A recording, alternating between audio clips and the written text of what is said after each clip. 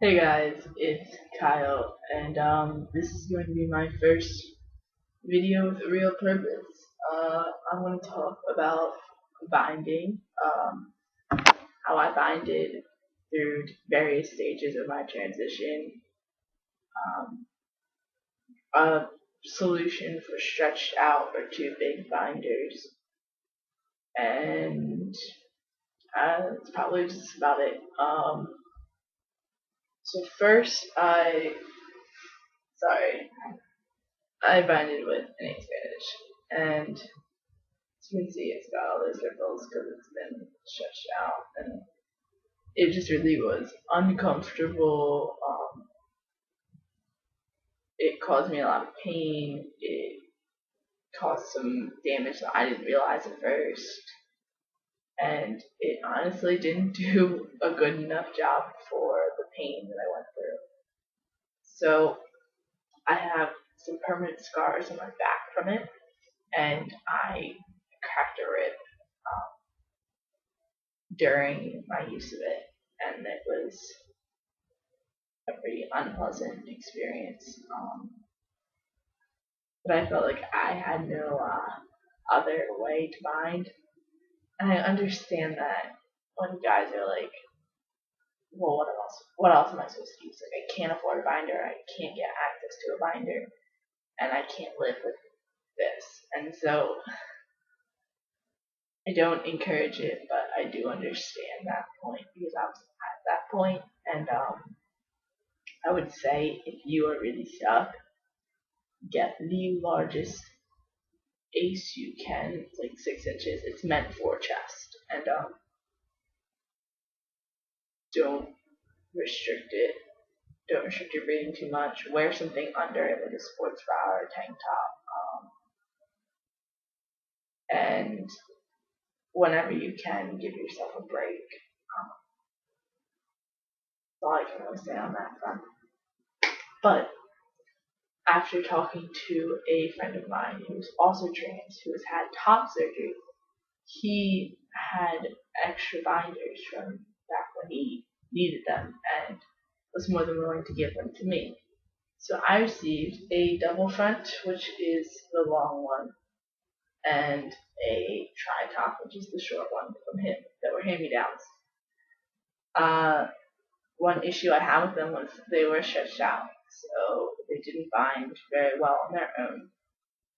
And as a solution to that, I took them on either side, um, and I just sewed a new seam for it. So it's like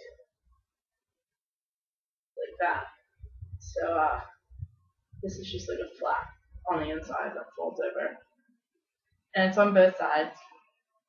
It takes some guessing tests. A good way is like when you have the binder on, pull the sides and see like how much really needs to be pulled so that it's so comfortable and it's not restricting your breathing or putting you in a dangerous situation, but now doing its job again. And you don't need much sewing skill. Like it doesn't have to look pretty. Mine is, like you can see, it's doesn't look the best.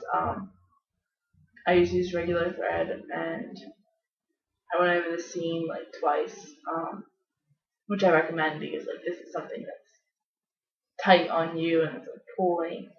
You don't want like a loose seam because then it's like, oh, one boob just out. Um, and I did that same thing to the double front. It looks a little better. This is the second one so it looks really good actually. I'm so proud of myself. Like I have minimal sewing skills and I was able to do it. So if you are a guy who's like, oh no, my binder's stretched out, I need to buy a new one, but I don't have money or something, it's like this is a really simple solution. This binds just as well as a brand new one. Now that I've just made it a little smaller, so and it's okay because it has that give to it now. I just bought a brand new one from Underworks again in a small, because that's what the website told me. But I found that it was too roomy, and it doesn't really bind well. It doesn't do much more than the tight sports bra. So I'm going to do the same thing. You just go along the edge and take some guessing tests. With the first one that I first did I did a seam on one side, then I got to the other side, and I did the same length of that. But I realized it was too tight, and I got stuck in it trying it on. So I undid the seam and made the second seam, the one that I just undid, a little bit shorter, and it works fine. It doesn't matter if it's not, super uneven, as long as you're not like just taking in like that much on one side and not on the other, because then it's not gonna fit you right on the shoulders and stuff. So that's my little solution, and I hope that helped anyone. And I will see you again soon.